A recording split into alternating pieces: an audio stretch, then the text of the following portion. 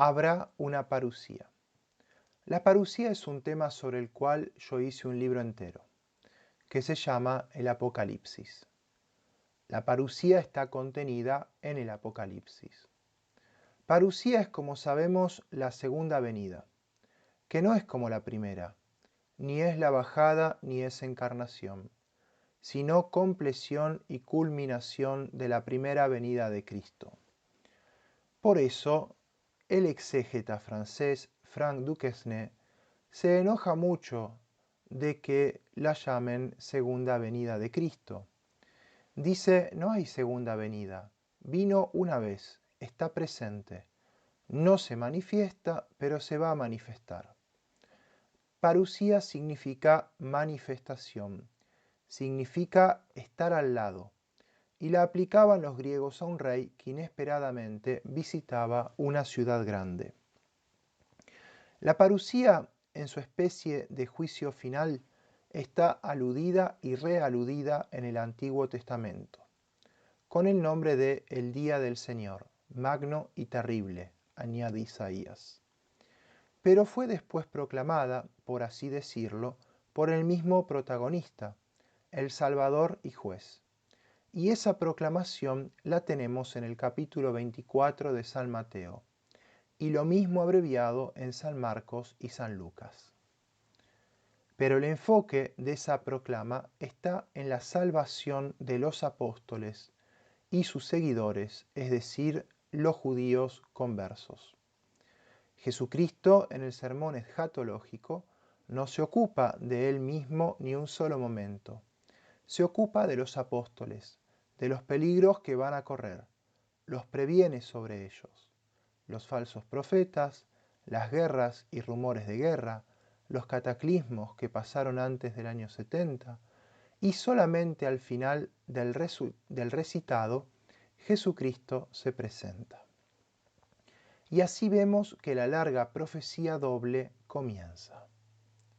Mirad que nadie os engañe, y la predicación de muchos falsos cristos, que seducirán a muchos. Y después guerras y grandes calamidades. Guerras y rumores de guerra, pero todavía no es el fin, dice Jesucristo. Más una grandísima persecución religiosa que sucedió. Los apóstoles tuvieron que salir todos de Jerusalén. Más el aflojamiento de los vínculos de parentesco y convivencia. Dice Jesucristo, a causa de que sobreabundará la injusticia, se perderá la convivencia, la amistad que hace que los hombres puedan vivir juntos, que en griego se llama ágape.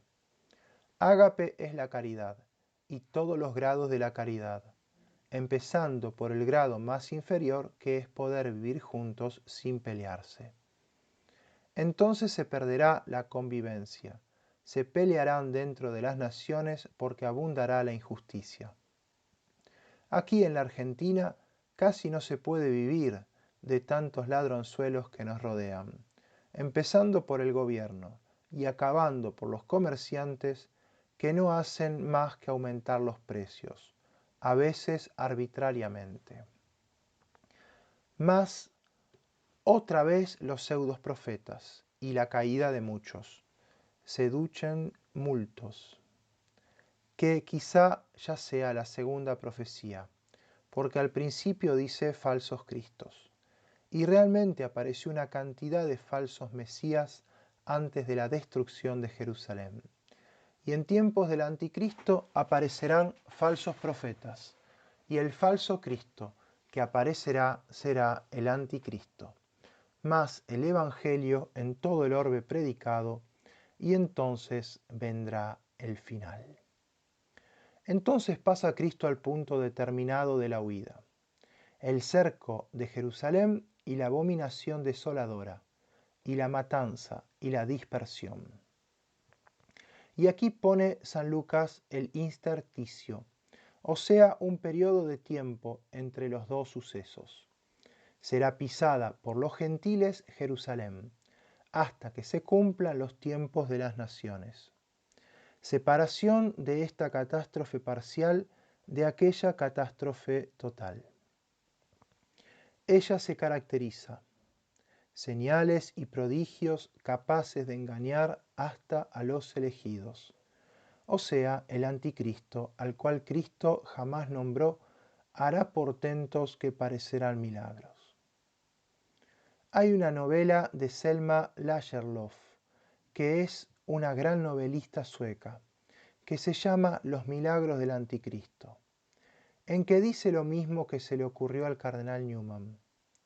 El cardenal Newman dijo: los portentos que va a hacer el anticristo son las maravillas de la técnica moderna, que parecen milagros. Y los dos portentos que pone San Juan en el Apocalipsis ya están inventados. Uno es que el anticristo va a poder hablar con todo el mundo y ser visto por todos, que es la televisión, que ahora ya está casi llegando a todo el mundo. Y la otra es que el anticristo podrá hacer caer fuego del cielo, y eso es la bomba atómica, que no es más que fuego.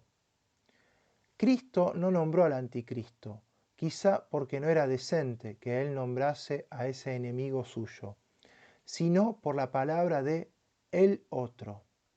Quizá lo que dice de el otro se refiera al anticristo, porque Cristo dijo a los judíos: yo he venido en nombre de mi Padre y no me habéis recibido. Vendrá otro en su propio nombre y lo recibiréis. Ese otro, dicen los exégetas, que debe ser el anticristo, a quienes los judíos van a recibir antes de convertirse. Yo he pergeñado una explicación completa de ese libro, que tiene tantos enigmas como palabras, dijo San Jerónimo. Puede parecer temeridad. De hecho, me han dicho que he sido temerario al ponerme a interpretar el Apocalipsis.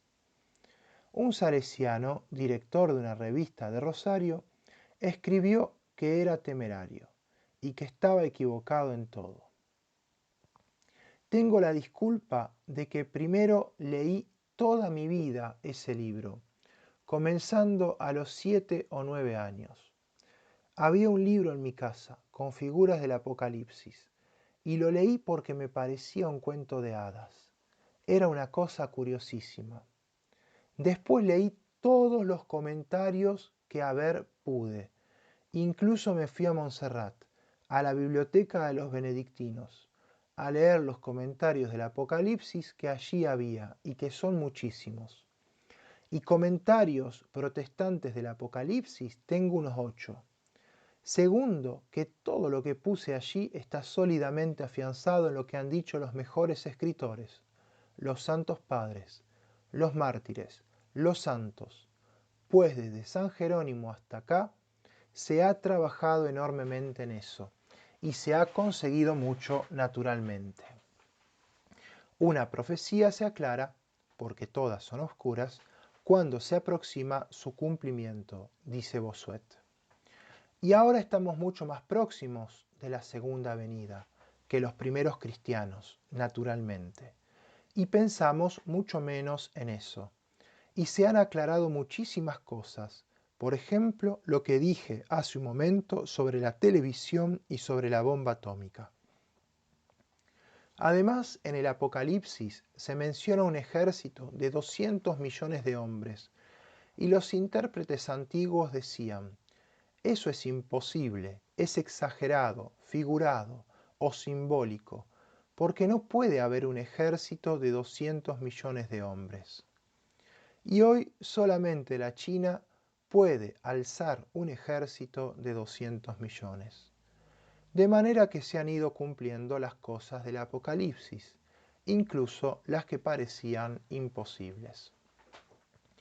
Como mi exposición está allí a disposición de quien quiera y tenga mucha paciencia, mencionaré solo sus rasgos principales.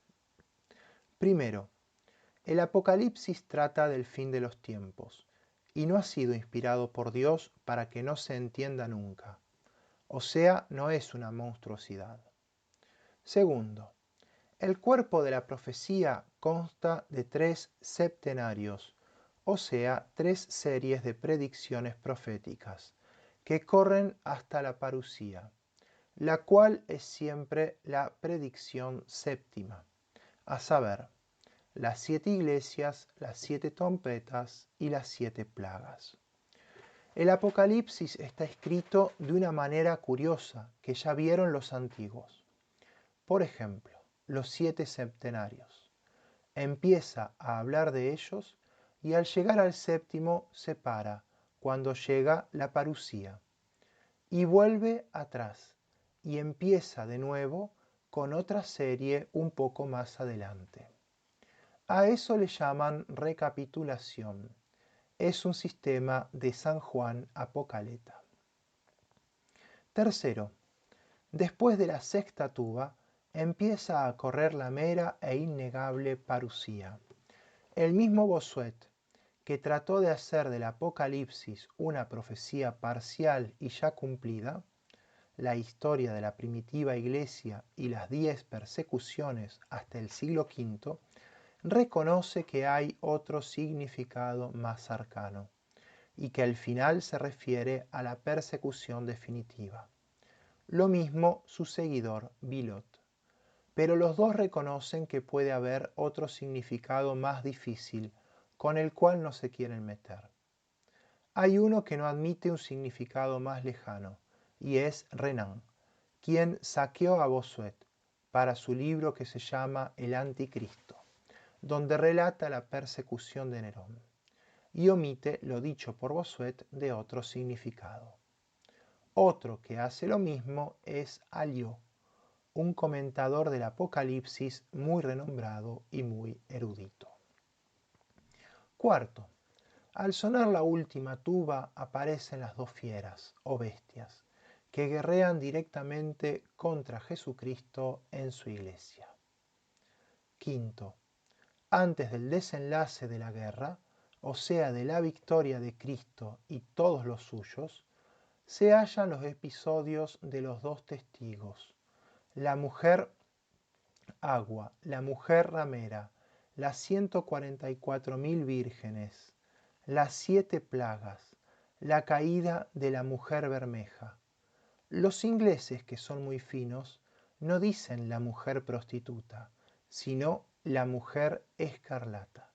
La mujer escarlata porque está sentada encima de un dragón color rojo.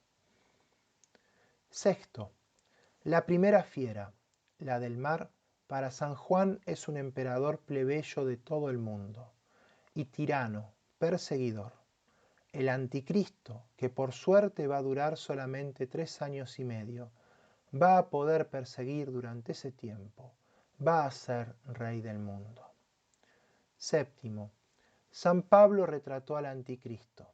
Es el Anomos, el sin ley, el perverso y el entregado a Satanás, el cual le presta poder para hacer prodigios o portentos, al cual el Señor Jesús derrotará con un soplo de su boca, o sea, no necesitará cruzar la espada.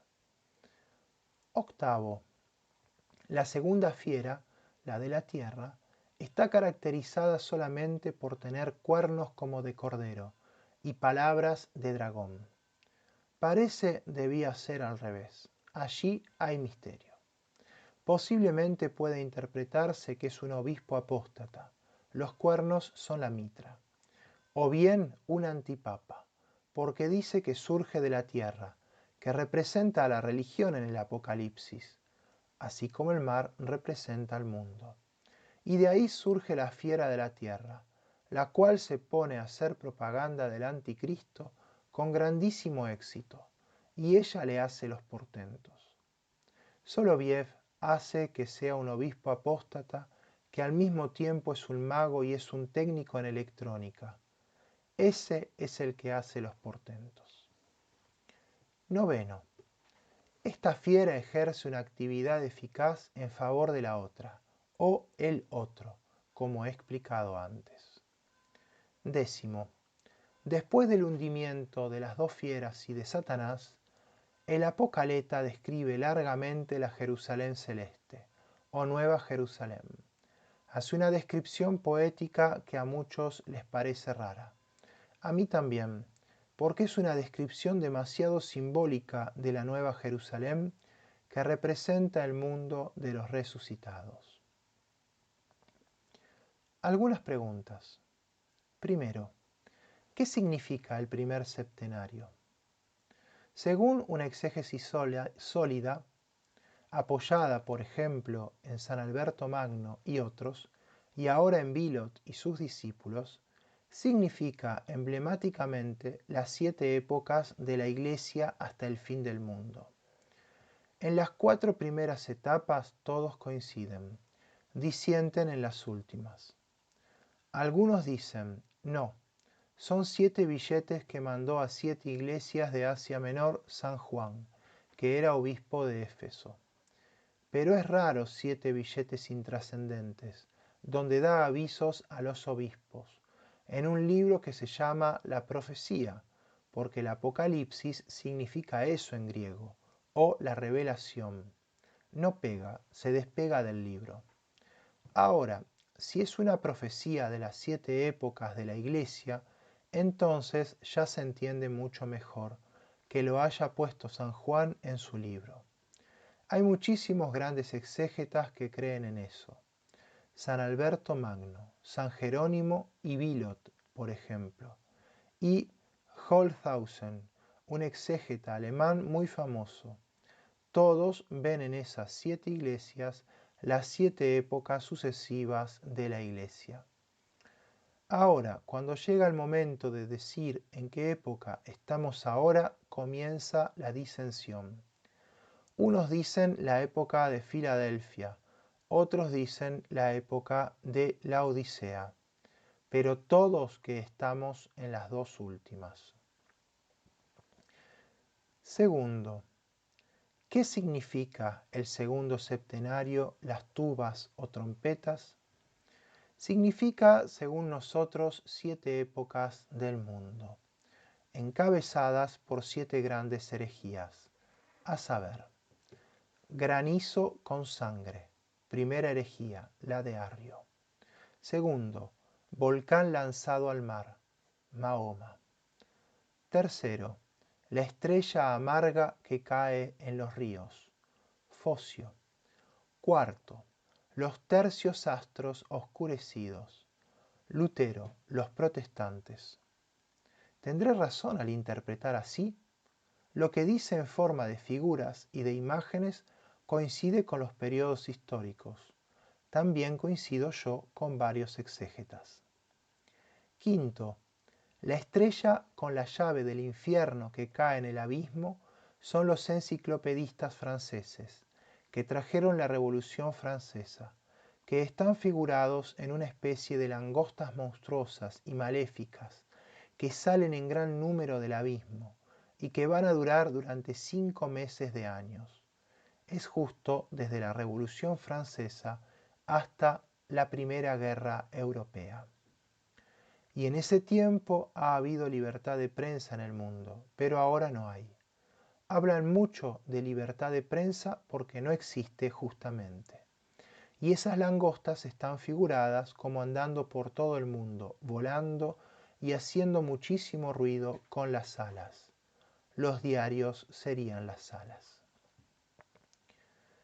Sexto, los 4 ángeles y los 200 millones. Hay 4 ángeles que secan el río Éufrates, para que puedan pasar los ejércitos del Asia a Europa, y pasa un ejército de 200 millones de hombres. Soloviev dice que ese ejército va a ser el de la China y el Japón aliados, que se van a apoderar de Europa por mucho tiempo hasta que venga el anticristo y liberte a Europa por medio de la guerra. Ahora mismo la China sola puede juntar 200 millones de hombres. Y si China conquista a la India, como dice Soloviev, muchísimos más. Séptimo, la parusía. Todos los septenarios terminan en la parusía. Tercero, ¿qué significa el tercer septenario, las plagas? Son las 7 redomas o fialas de la ira de Dios, o sea, son castigos de la infidelidad y la maldad. Fiala, castellano antiguo, significa un vaso panzudo y con cuello estrecho, que se usaba para los remedios, diríamos redomas. Los 7 ángeles vuelcan las 7 fialas sobre la tierra, para castigo de la apostasía que va creciendo cada vez más y se va enseñoreando de la tierra. Son castigos de Dios, excepto en la primera y en la sexta, no encuentro apoyo en los santos padres. Encuentro apoyo en cambio en un exégeta protestante que se llama Lear, un cordobés adventista que escribió 13 discursos sobre el Apocalipsis y pone lo mismo que yo en la tercera y la quinta, sin conocer mi libro probablemente, y yo sin conocer el de él. La primera es la sífilis, segunda, el mar vuelto sangre, tercera, las vertientes vueltas sangre, cuarta, el sol exacerbado, es decir, aumenta el calor del sol. Quinta, el trono de la fiera en tinieblas. Sexta, el río Éufrates secado. Las 3 ranas diablescas y la guerra de los continentes. Aparecen 3 ranas, que son 3 demonios, dice San Juan, que se ponen a preparar la tierra para la guerra de los continentes. Se ponen a juntar la gente. Séptima, la redoma, volcada en el aire. Hay un terremoto muy grande y la ruina de la ciudad grande. Y es ya la séptima fiala, es decir, la segunda venida de Cristo. La primera plaga es llamada en la Vulgata vulnus sevum et pessimum, herida cruel y pésima, y en el griego el kos kakos kaiponeros, llaga mala y pésima. Los padres latinos interpretan que era una enfermedad en las partes genitales. La sífilis aparece en forma endémica al fin del siglo XV, en el ejército francés de Carlos IV, que sitiaba a Nápoles, por lo cual se llama hasta hoy el mal francés. La sexta plaga son 3 herejías, 3 diablos en figura de ranas, que charlan y charlan para preparar la tercera gran guerra. Para mí son el liberalismo, el comunismo y el modernismo. Estas 2 plagas fijan las otras 5. La segunda, el mar vuelto sangre, sería el envenenamiento de las relaciones internacionales. La tercera, los ríos vueltos sangre, es el envenenar de la cultura. La cuarta son los daños de la civilización, es decir, la desbocada técnica moderna que le llaman ciencia. La quinta, el trono de la fiera en tinieblas, que, según Santo Tomás, es el poder político, que ahora anda en tinieblas, es indudable. La sexta, ya la dije, las 3 herejías. La séptima es la parusía. La primera la encontré en los doctores y la sexta la saqué del historiógrafo que murió hoy, 22 de octubre, a los 84 años, Arnold J. Toynbee, un predicador adventista cordobés, G.N. Iliar. En su obra Discursos sobre el Apocalipsis interpreta la fiala tercera, el empozoñe de la cultura, y la quinta, la política en tinieblas, lo mismo que nosotros. Preguntas. ¿El Apocalipsis será una persona o una comunidad? En San Pablo aparece como una persona singular, y casi todos los exégetas lo secundan, menos 2 que yo conozca. El hereje Ticonio, que escribió el primer comentario del Apocalipsis en el siglo II, y dijo que el anticristo es el conjunto de todos los impíos. Y el jesuita Manuel Lacunza, que dijo eran los enciclopedistas o pseudofilósofos del siglo XVIII, dirigidos por la masonería. Eizaguirre, chileno que tradujo al latín el Lacunza, Apocalipseos Commentarium Literale, consiguió su aprobación en Roma. Por desgracia, introdujo ocurrencias suyas. ¿Quién fue Lacunza? Diré brevemente. Es un grandísimo exégeta chileno y argentino que escribió un solo libro, La venida del Mesías en gloria y majestad, con el seudónimo de Josafat ben Esra. Libro insigne, según Menéndez y Pelayo, cuya primera edición en español la hizo en Londres su tocayo Manuel Belgrano, el prócer. El libro fue puesto en el Índex, no por ser milenista, como pretenden ahora, sino por el seudónimo judío y algunas alusiones oscuras, que hoy no se entienden, contra el Papa Clemente XIV, el que suprimió a los jesuitas. Menéndez Pelayo dijo en su tiempo que había que haber sacado del Índex ese libro, por ser un libro de ciencia exegética excelentísimo. Sobre él escribió una obra Daniel H. Dupuy, con el título de Una gran esperanza. En Chile lo tienen a Lacunza por una gloria nacional. Él se preciaba de ser argentino. Estudió en la Universidad de Tucumán y fue ordenado sacerdote por el arzobispo cordobés Trejo y Sanabria. Yo le tengo devoción y lo he sacado en una novela. Dupuy enumera entre los lacuncianos a Francisco Ramos Mejía, Sarmiento, San Martín, Bolívar, Cayetano Rodríguez, Ignacio Gorriti. No sabe cuándo llegaron aquí. Menéndez Pelayo es quien mejor escribe acerca de Lacunza, en Heterodoxos Españoles, tomo 4, capítulo 6, apéndice. Solamente ignora quién hizo la primera edición del libro La venida del Mesías, y cree fue el Marqués de Mora. Fue Manuel Belgrano, prócer argentino. El libro de Daniel Amerly Dupuy, La Gran Esperanza, es una propaganda cerrada pero respetuosa de los adventistas del séptimo día, bien escrita y con mucha erudición. El autor se enoja porque alguien definió a los adventistas una pequeña secta protestante que cree muy cercano el último día y celebra el sábado. Esta definición es exacta, son los dos ejes del adventismo, mas en un credo final publica el autor en su último capítulo, tras poner los dogmas católicos de la Trinidad, la inspiración de la Escritura y los 10 mandamientos, donde inmiscuye algunas macanas, como la observancia del séptimo día, el abstenerse del tabaco y el whisky, el ser gobernados por pastores casados, ancianos y diáconos, el bautismo por inmersión, el estado inconsciente de los muertos, es un reino de justicia, amor y gozo inefable, leemos allí.